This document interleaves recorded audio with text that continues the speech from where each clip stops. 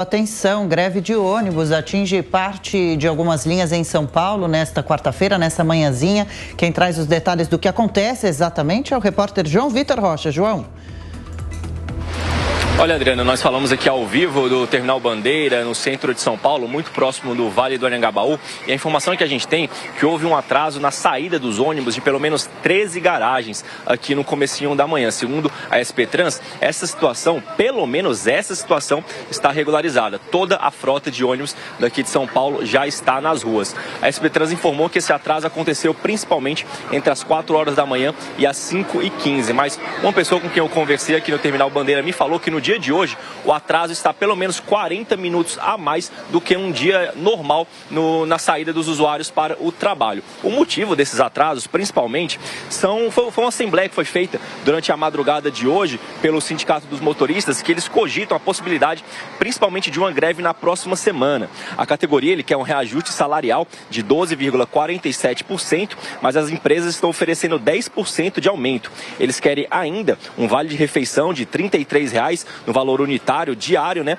E a participação nos lucros ou resultados, aquele famoso PLR, o fim das escalas com 1 hora para o almoço sem remuneração, além de outros benefícios. Prevendo o que poderia acontecer em relação a esta Assembleia, a Justiça aqui de São Paulo, já no dia de ontem, determinou que pelo menos 80% dos ônibus aqui da capital precisavam circular nos horários de pico, das 6 horas da manhã até as 9 horas da manhã e também das 4 horas da manhã até as 4 horas da tarde, até às 7 horas da noite. E 60% dos ônibus deveriam estar circulando nas ruas normalmente nos outros horários. Isso também vale para a próxima segunda-feira, que é quando está prevista esta eventual greve.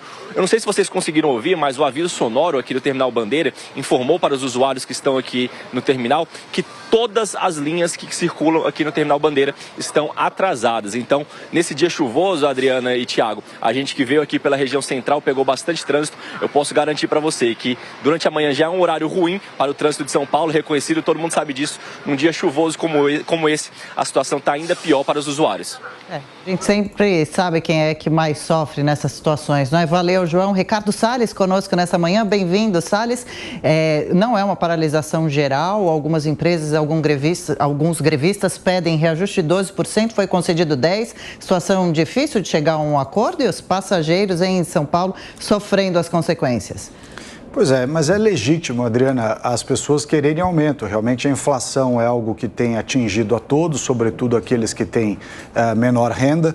É um fenômeno que está acontecendo no mundo inteiro. Os Estados Unidos está tendo a maior inflação nos últimos 40 anos, a Europa a maior inflação nos últimos 60 anos. Então isso também atinge o Brasil. Aumento dos custos de alimentos em todo o planeta, aumento do custo de transporte, combustíveis, etc., também atinge toda a sociedade.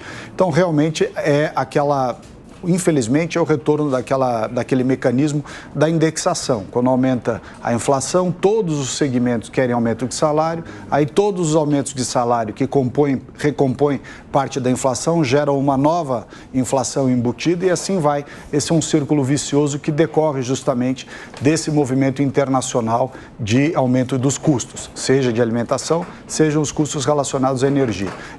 É um momento delicado, realmente, por isso que, inclusive, aquele debate sobre o aumento de salários para o funcionalismo, ele tem que ser tomado com muito cuidado, porque a sociedade civil ou aqueles que estão no setor privado também tiveram muitas perdas, mas passaram por momentos ainda mais difíceis na pandemia, fechando companhias, reduzindo salários, perdendo emprego, enfim. Portanto, é um momento que todos precisam ter um cuidado especial e principalmente aqueles que tiveram menos exposição a esses problemas todos, que é o setor público. Isso adiciona muita incerteza ao cenário. Acho que nunca foi tão difícil para os economistas preverem quanto será a inflação, né? Todas as previsões, as projeções contidas no Boletim Focus, que, aliás, deixou de ser divulgado semanalmente justamente pela greve de parte do funcionalismo do Banco Central, mas essas previsões têm sido refutadas constantemente desde 2020, né? Quer dizer, os economistas não conseguem mais acertar as projeções da inflação, tamanho a incerteza do cenário. Isso adiciona adiciona pressão sobre os servidores e sobre os trabalhadores também no setor privado, porque todo mundo quer aumento e é muito difícil repor a perda da inflação. Ontem, por exemplo, a gente teve a divulgação de um dado positivo para o desemprego, veio menor do que os mercados esperavam. Os mercados esperavam 10,9%, veio 10,5%. Então, essa é a parte do copo meio cheio. Agora, a parte do copo meio vazio é a contínua queda do rendimento, uma queda ainda de 8% em relação ao ano passado. E é por isso, porque apesar das pessoas estarem procurando e achando emprego, que é uma notícia positiva, elas não conseguem repor as perdas impostas pela inflação. E aí os combustíveis, mais incerteza no cenário, porque ontem a gente viu também a União Europeia estendeu um embargo até 90% dos combustíveis, do petróleo importado da Rússia.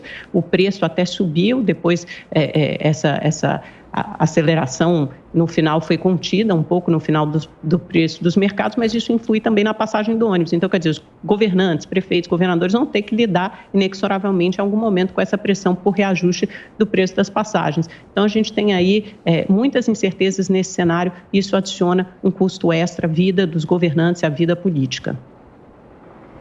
É isso, nós estamos vivendo o resultado de duas grandes crises, né? A primeira foi a pandemia, com seu fique em casa indiscriminado, que abateu muita gente em pleno voo, há muitas pessoas que perderam o emprego e têm dificuldade de recuperar o seu emprego, muitos negócios que quebraram, as pessoas tiveram que mudar de atividade, e agora a guerra na Ucrânia com impacto direto nos combustíveis.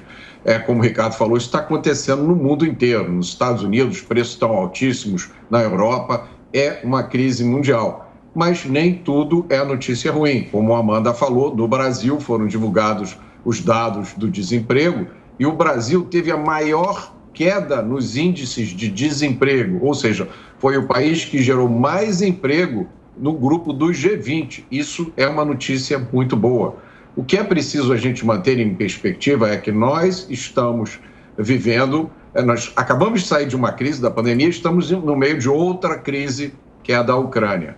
Agora, as crises vão e vêm. O importante é que o país esteja se movendo na direção certa, pensando em redução do tamanho do Estado, redução de impostos, liberalização da atividade econômica, privatização das estatais. Esse é um caminho virtuoso.